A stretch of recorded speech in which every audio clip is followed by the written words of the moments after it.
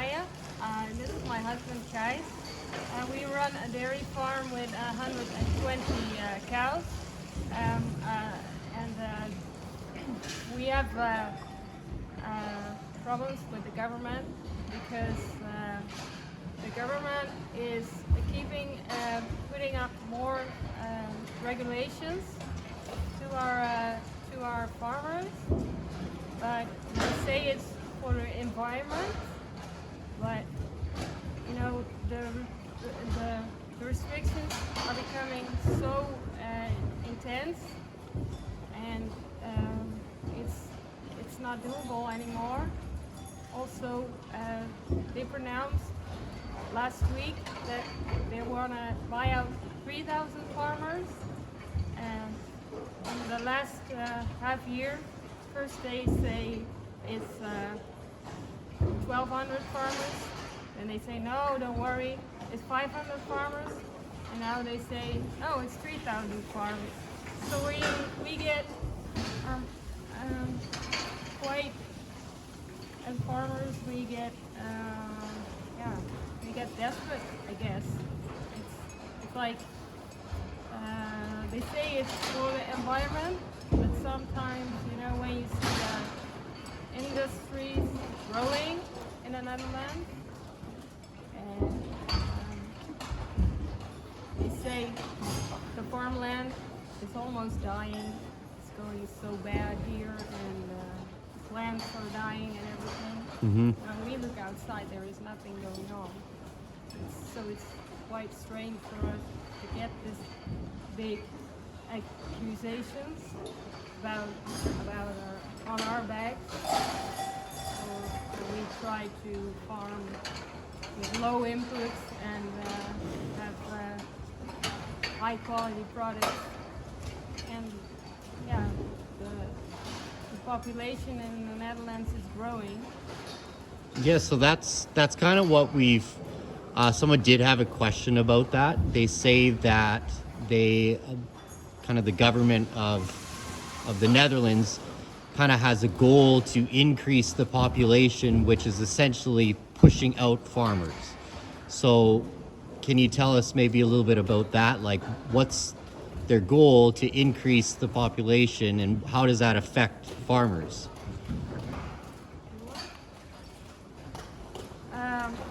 Well, what we see is a mass immigration for the last 10 years.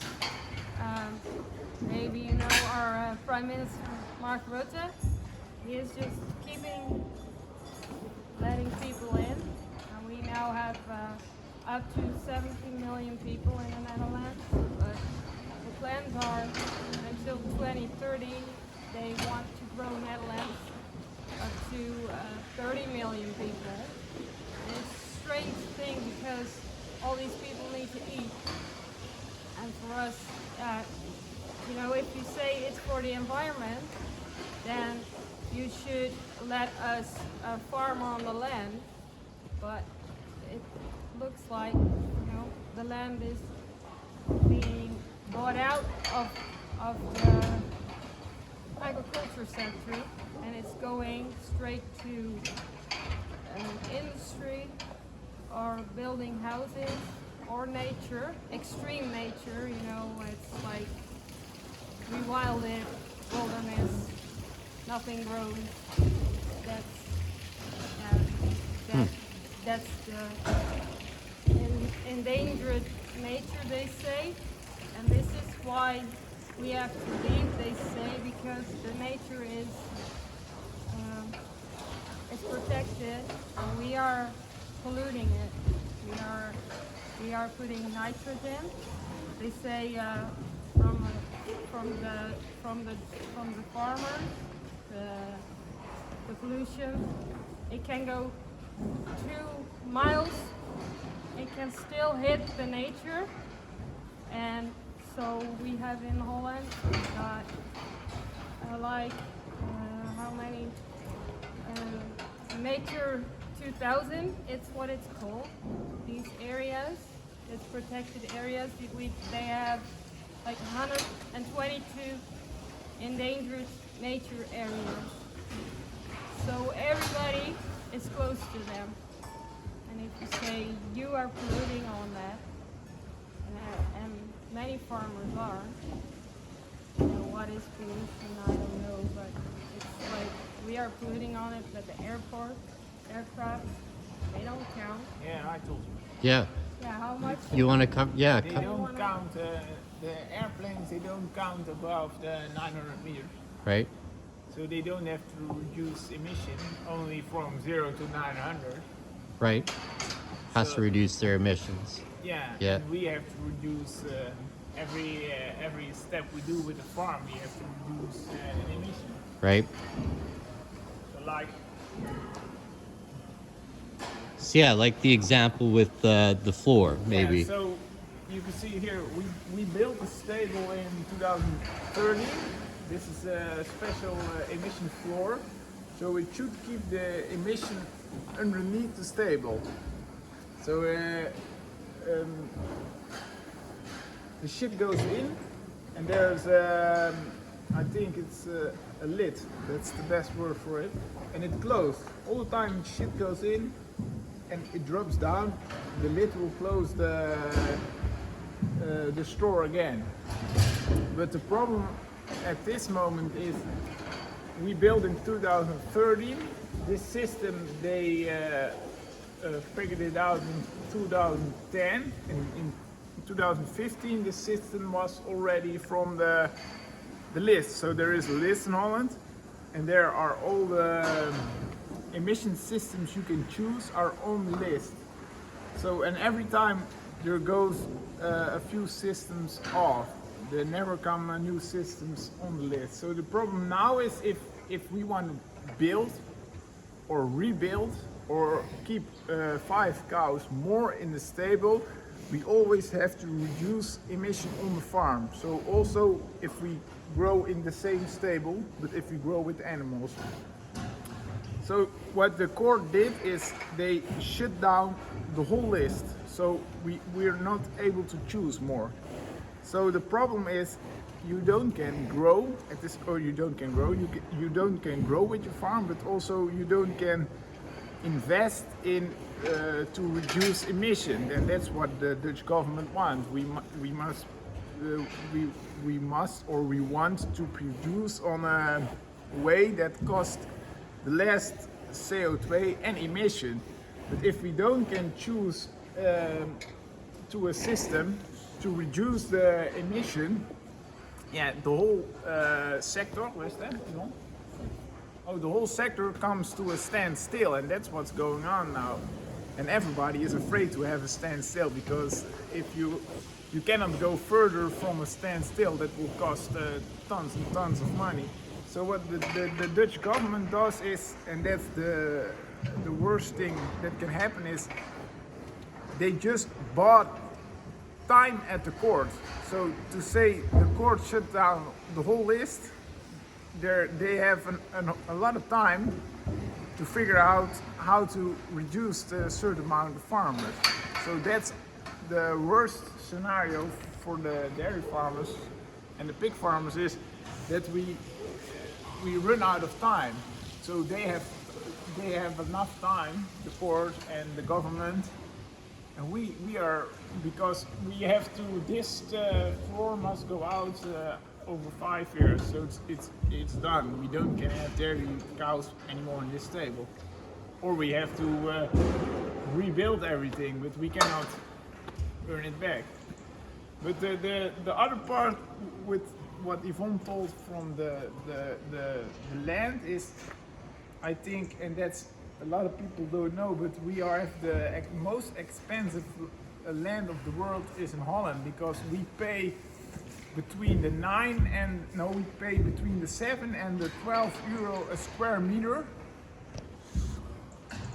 and that's only to farm on it. If you want to build on it, it's between the 50 or the 1,000 euro a square meter to build houses on it. So what the government does is, we have, and all farmers, they have a lot of cheap ground to build houses, because if you need to buy ground to buy a house on it, it's most of the time it's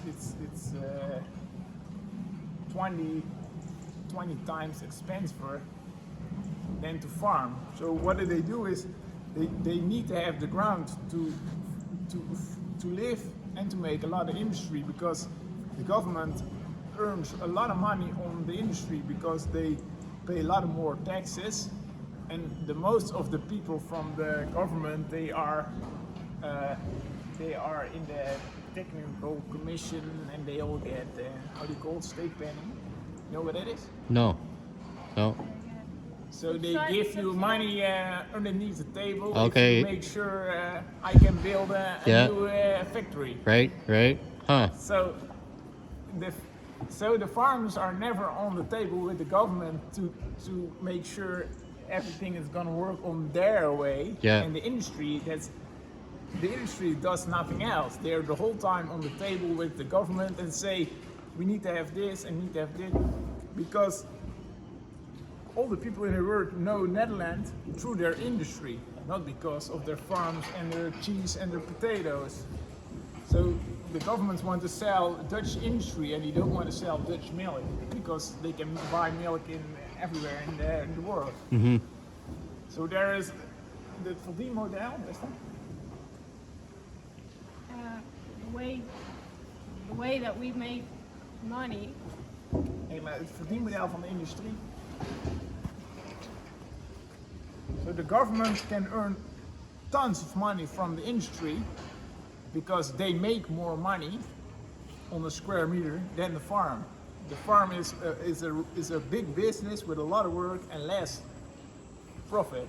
And the industry has a lot of profit, so that's why the government wants to have all the industry in Holland. Yeah. So they can have 40%. The tax is 40% in Holland. So that's how it works. I think that's spot on. So why the pushback? Why now? One more time, maybe. Why all of a sudden is it okay? Why are we seeing these protests spark up again? Whether they're quietly.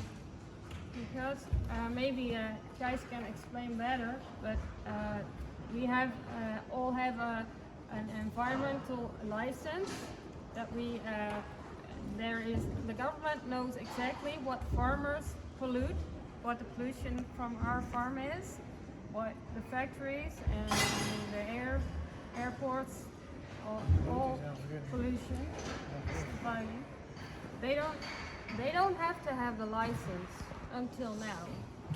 And now there is a guy who has went to court, and he had made a case, and he fight against all the farmers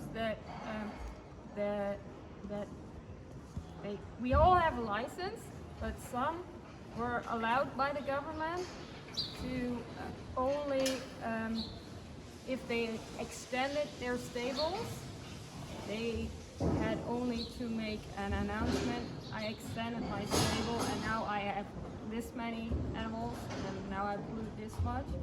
And now they're saying that group of farmers is illegal. They are polluting the environment, and they're illegal. And they call them pasmelders. And they are now a criminal to the environment. That's what they are called. And they got the first farmers were in the province where the protest was last week. It was in Zwolle, I think, Overijssel, and they got €117.000. 170,000 euro A month. per quarter of the year. Boete, what is it called? They have to pay that. That's their,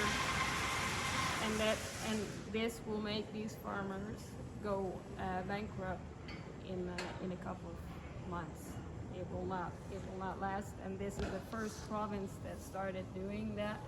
And the farmers say if we don't push back now, and the other provinces will come as well.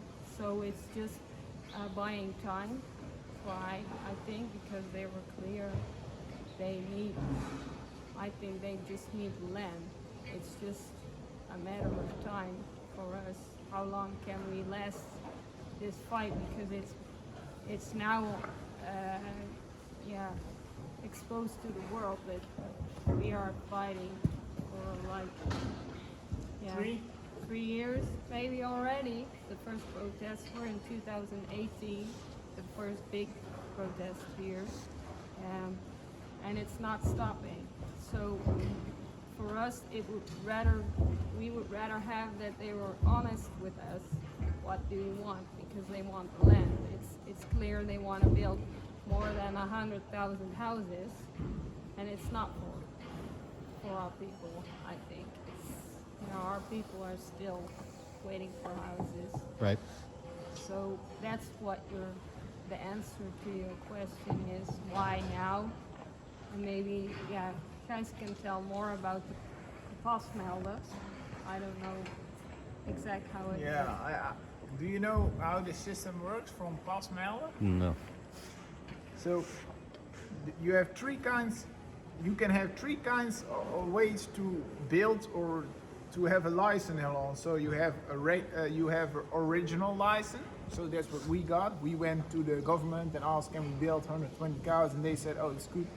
They watch the way you farm, where in which area it is, and they say it's okay, you can build it. And if you have that, it's on the paper. So they don't can say, yeah, you have too much cows, get out, because it's on the paper. So and then there is another license. It's a kind of a pre-license. So it says you're allowed to milk 120 cows, but we cannot put it on the paper yet. We will do it next year. That's a really cheap way, and a lot of people take that way because they think it's fast. It's a fast way, so you can call them, write a letter, and they will say, oh, it's good, we figure it out later, but you can start. And then you have the license where you don't have license, so you're illegal. So what did they do with the one they have the pre-license? They said, you have a pre-license, you're allowed to build for 120 cows, but we will figure it out. And now there is a guy from the milieuactivist. He's really on the left side of the government. They figured out that all the people they have a pre-license, they're illegal because it's not right down. So now everybody wants to have a real license, but we run out of nitrogen and all. And so for every license that is a pre-license, they have to buy nitrogen somewhere else. But there is a lot of industry that have a pre-license. Because the system works the same with industry. So there is a lot of industry, they have a license for build, and we will figure out later how we do it with your uitstoot? Pollution? With your pollution of nitrogen. So now the government has a problem because they run out of nitrogen, and they have a lot of license that are half out, half in. So what they want is, they want to have a lot of farmers to quit so they can fill up all the licenses that are half in and half out, to have everybody original license to produce. Because otherwise you have problems with Brussels. That's all how it started. Yeah. So, Yeah, that's like when we all shook up. Yeah. and that's why they choose the farmers, and they're angry now because they are the cheapest way to get. Because we have a really big license with a lot of nitrogen. If I would build a factory, it would be a ton high, because I have put the nitrogen on the paper, and it's not illegal anymore. But you have a lot of farmers, they have a lot of nitrogen on the paper, they use it. But the government says we earn more money on the industry, what I told you. Yeah. So that's why get rid of the farmer But it's also not fair that they're mixing up the nitrogen from the farms, that is natural nitrogen, and they mix it up, they sell it for chemical industrial nitrogen. So, and that should never happen, but it's now Schiphol, our biggest airport in Holland, they're shopping for farms for having their nitrogen what is called license. Yeah, they need now that guy won the court. He won the court that he fought in. So now the government, they have a problem as well. So they are shopping for nitrogen, and more airports are doing it. So it's the people get a story.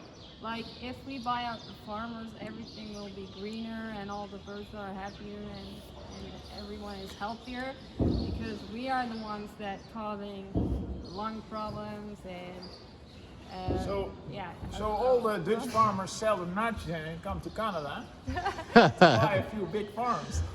Well, with that, So if you're welcome. yeah, with that, okay, so if things continue to go sideways and the government keeps pushing you out and pushing you back, for you guys in your operation here, what are the next steps? Like, how much longer can you hold on? How much longer can you put up with the government and because obviously the politicians and the media are not on your side, right? So just like us in Canada, they're not on our side. So how much longer can you hold on, or what are the plans then, if it goes not the way you can survive with, I guess? I think a lot of young farmers will leave. They will leave because our government says, well, we have a lot of farms that don't have what is it called, a successor anyway. So we can buy them out, but why don't they have a successor? Because of bullying farmers for the last 10 years already. They're non-stop bullying us, putting us up with crazy systems. They say, first, well, you can stay if you invest in this system that costs up to 100,000 euros or 200,000 euros, but then you think I'm safe for the next 30 years, maybe. And then we all did it in our province because we were the first to have to do that. Yeah, and the Ford. That you're not safe. That they just say, well, these systems were just by the highest court. They're just they're worthless. It's just like you did nothing. So they keep adding up, and they're making the farmers like mentally, Exhausted. exhausted. Yes, it's just like sometimes you think, how can you even say 3,000 farmers? It's like crazy. It's you can't even think of that. Then who are they? You know, it's like they're mentally exhausting our farmers, and they're not getting rest because it's more and more restricted, and I fear that the next generation will not choose to stay. I fear that's what my fear is. They say to us, like, you have a good future if you are willing to shrink in half of your cattle. Just like now you have 120, if you go back to 50 cows or something, or 60, and you are very extensive, what we call it, just low inputs, and then you will have the right to stay. But what we see is they're just taking land, and we need land to farm. So their story, they say, you know, you are getting in too much what is that medical sources, food for the animals. You're taking sources from other countries. Right. So we are organic, so we try to build as much on our own land as we can and place the manure on our own land. So why take the land if you want us to produce for ourselves and not buy it from other countries? Right.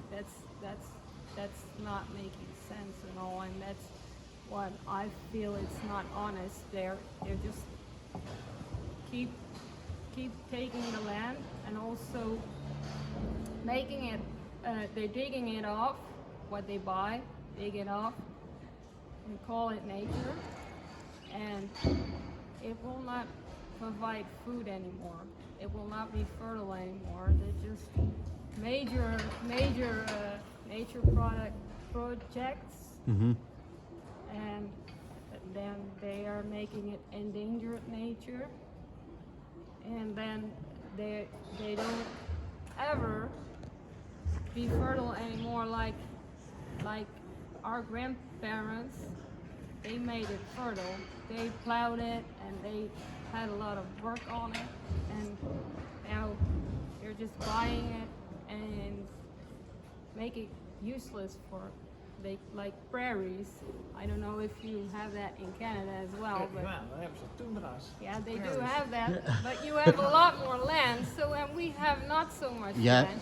Well, But I think that's also a problem what Yvonne tells, but that's the feeling of a farmer. But if you look like to it on an economic way, it's really hard to earn back. We must keep doing investments in the company, in the farm, to make money, but it's getting harder and harder to earn back our investment because everything is getting expensive, the land and the material. So I think it's in the future it's going to be really hard to make sure we have a living, because we're in Netherlands, so we are in the most expensive town of the world. So that's what makes it difficult for the future to make sure we keep a living, because we do a lot of investments in emission and it doesn't turn out how it should do. So we still make the same liter milk with or without the investments, and that's what's going to make it pretty hard. So we must go back to a cheap system, so cheap land or cheap materials. no, exactly. I guess to close then is do you have any messages just for Canadians what to watch out for? Like, comparing your prime minister to ours, Justin Trudeau, because we've been dealing with a lot of our own issues, and it seems to go around this 2030 goal, this 2030 mindset. We all know where that comes from, but I guess the best we can do is just keep pushing back, because none of us want to feel defeated. We don't want to just give up and say, well, you win. After years and years of trying and pushing back, that's the hard part. But it sounds like it's a global battle, especially for farms. Like you said, the Netherlands, that's the key industry. Well, you look at my province, Alberta, that's one of our key industries, Alberta, Saskatchewan. And we are dealing with similar situations with these goals of 2030. So as kind of a conversation of Netherlands with Canada, where do we go from here? I think it's good that you are here, Jordan, and that we get the chance to tell to the Canadian farmers and residents what is going on here, and that we can also get information from you, because as you said, you're not getting honest information about us. I don't know if the media is acting the same as here, but yeah, if that's the case, then it's really important because we are number one in all things. Yeah, it feels like our country is being sold for the industry because we are, we got a lot of big companies in Holland, and farmers are just not interesting anymore for our government. That's how it feels. But I think it's a very dangerous thing they're trading us in for something that you can't eat.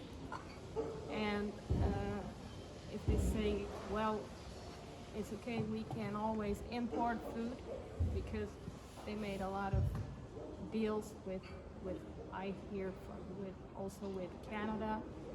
Our Prime Minister is going to make a deal. They already opened the deal with Canada to import the CETA.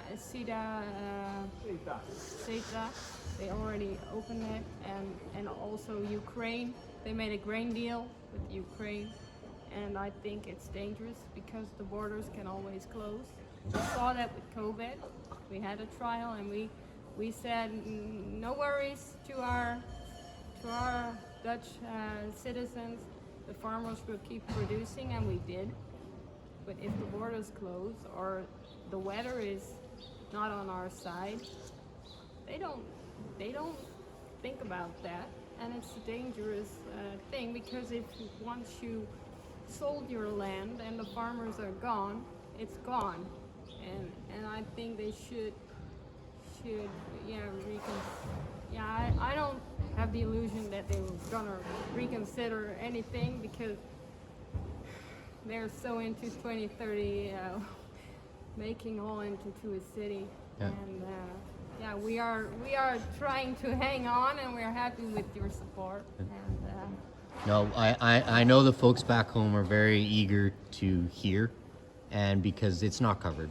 This whole agenda is not covered anywhere. So that's why I'm here, as I believe that this type of communication with folks is key. Because the more people that hear it, the more people can wake up and realize what's going on and not call it conspiracy theories and illusions, but get on board with it and realize that people's lives and livelihoods are being affected in this way, that farmers are being pushed out, families are being bankrupted, and it's not some illusion, it's happening. So the more people that watch stuff like this and the more people that communicate and network, it just gets bigger, and then I think we only get stronger. So that's true. so I will take this message back to Canada. I will get it out, and we'll keep spreading the story. That's good. Yeah. That's good. Okay, well, thank you guys.